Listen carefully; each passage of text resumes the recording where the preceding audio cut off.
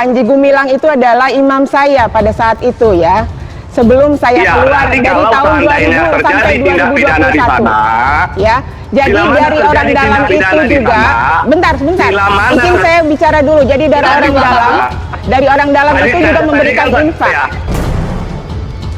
Saya ini 21 tahun di sana, beda dengan tamu-tamu yang datang hanya baru 1 hari atau 2 hari. Secara langsung dalam proses pembelajaran itu tidak ada, tapi pada saat kelas 12 yang saya dengar dari banyak wali santri yang juga orang dalam itu ada acara irsyad itu di kelas 12. Yang saya simpulkan itu ya penyesuaian terhadap pemahaman yang diperoleh oleh orang tuanya yang merupakan orang dalam atau NI KW sendiri. Itu Nabi Muhammad yang mendeklar itu atas wahyu ilahi, bukan kalam Allah. Pimpinan Pondok Pesantren Al Zaitun Panji Gumilang saat ini sedang menjadi perhatian publik karena serangkaian pernyataannya yang menyimpang dari ajaran Islam di pondok pesantrennya. Rekam jejak digital Pondok Pesantren Al Zaitun menunjukkan bahwa mereka terlibat dalam kasus gerakan Negara Islam Indonesia pada tahun 2011 dan sudah 2 kali diproses oleh Mabes Polri. Hal ini menimbulkan pertanyaan, mengapa Pondok Pesantren Al Zaitun masih beroperasi, terutama karena pengajaran mereka bertentangan dengan ajaran Islam. Dalam sebuah video yang diunggah oleh akun TikTok @harrypatung pada Senin 12 Juni lalu, Panji Gumilang yang berusia 76 tahun meragukan kebenaran Al-Quran sebagai kalamullah atau perkataan Allah. Dia berpendapat bahwa kitab suci umat Islam ini bukanlah ucapan langsung dari Allah, tetapi merupakan karya Nabi Muhammad SAW yang didapat melalui wahyu. Ada kelentingan saya bilang bahwasanya ada Panji Gumilang menyebut katanya karangan dari Al-Quran itu adalah karangan manusia. Tolong minta TV One untuk tunjukkan mana video yang menyebut bahwa Al-Quran adalah karangan manusia. Kalau tidak ada, maka saya ingin kalimat itu dicabut. Bila mana tidak ada, ya silakan diklarifikasi ke publik. Karena setahu kami tidak ada kata-kata karangan itu. Ya, begitu. Baik, Bang Pablo, terima kasih. Nanti di dialog yang lain nanti saya sematkan ya apa yang tadi Bang Pablo tadi inginkan supaya jelas, karena memang ini juga sudah jadi pembicaraan media-media lain di Indonesia selain TV One. Mungkin Bang Rihat di sini sudah ada Mbak Leni Siregar, ini mengaku sebagai ex dari pengikut Panji Gumilang NI KW 9 dan juga menyekolahkan anaknya di sana, tapi akhirnya mengeluarkan. Bolehlah sekarang kita menceritakan Mbak Leni bahwa salah satu hal yang menjerat Panji Gumilang ini kan dugaan penistaan agama. Mungkin pertanyaannya pasti seperti apa sih ibadah kemudian diajarkan di ponpes tersebut? Mbak Leni sebagai pengikutnya, ada tidak sih yang mungkin di luar batas kewajaran umat muslim beragama? Seperti apa? Ada.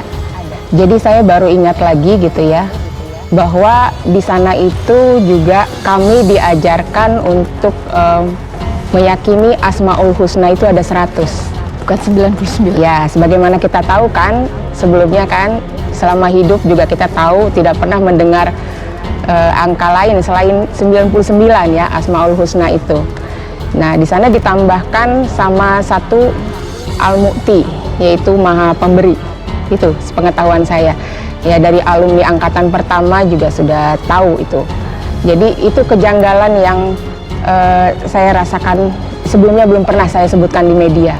Sepengetahuan Mbak Leni sebagai orang tua murid, pernah menjadi ex anggota juga, untuk membiayai operasional Al Zaitun itu dari mana sih? Karena kabarnya dari sedekah dan infak yang dipaksakan, seperti apa? Iya, karena sepengetahuan saya dan pengalaman saya sendiri ya sebagai orang dalam dan wali santri, memang dibantu juga dengan infak-infak yang kami berikan gitu. Itu kan sifatnya pemaksaan atau sukarela? Dengan pemahaman-pemahaman, tapi kan di sini juga pemahamannya kan cocok logi jadinya, jatuhnya. Dan itu juga dari ranah pidana saja sudah bisa dikategorikan penggelapan segala gitu ya, untuk pemasukan dari yayasan-yayasan sosial itu yang sudah disebutkan oleh Menko Polhukam sebelumnya gitu. Mbak, jadi bahkan ini ada apa ini Mbak, boleh ditunjukkan Mbak? Iya, saya sendiri tahu dari YouTube juga ya, dari cerita guru-guru 116 itu yang dikeluarkan sama Panji pada saat dulu. ada di sini instruksi untuk pemindah bukuan dana BOS gitu dari rekening BRI atas nama MA Mahat ke Baik. pribadi. Oke, Bang Pablo kan bersimpati ingin membiayai operasional, tapi tahu tidak cerita-cerita ini bahwa ada dana yang diselewengkan. Mereka disuruh untuk mencari dugaan untuk mencari infak sadaqah untuk operasional membangun Al Zaitun, Bang Pablo.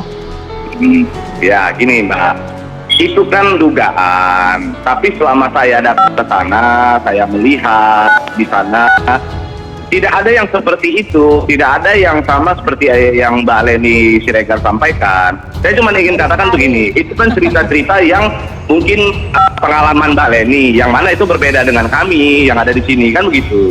Iya. Nah, saya Karena cuma tamu. justru yang jadi pertanyaan begini Mbak Leni pada saat itu kan zamannya berbeda dengan saya, betul ya?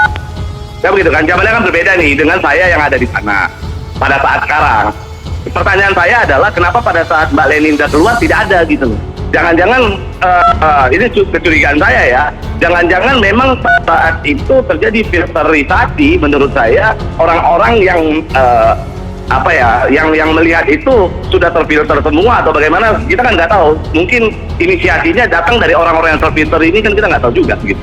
Jadi saya sebagai orang dalam nih ya, Pablo. Saya ini 21 Iya. tahun di sana, beda dengan tamu-tamu yang datang hanya baru 1 hari atau 2 hari. Itu mereka itu hanya melihat di ruangan tamu saja ibaratnya. Kalau kami ini berada di dapurnya dan kami juga ikut mengelola keuangannya juga. Nah, tunggu dulu. Gitu. Jadi Tunggu, beda, mohon beda. maaf, Mbak Leni wali santri atau orang dalam, itu dulu yang saya mau tahu. Dua-duanya. Wali santri iya dan juga orang dalam juga iya. Jadi saya betul-betul tahu dan terlibat. Bila mana? Oke. Mungkin terakhir saya ingin ke Pak Najih terlebih dahulu. Pak, ini yang terbaru adalah mengenai penyelewengan dana BOS dan juga membiayai operasional pondok pesantren. Boleh tidak lewat infak sadaqah? Boleh tidak ada seorang donatur seperti Pablo Benua? Seperti apa Pak Najih? Iya, jadi saya kira begini, sebelum menjawab itu, komentar terkait dengan dukungan orang-orang luar seperti Pablo ya. Jadi begini, saya kira dukungan-dukungan yang ada ini tidak relevan. Kenapa? Karena ini kasus kan penistaan agama Islam ya.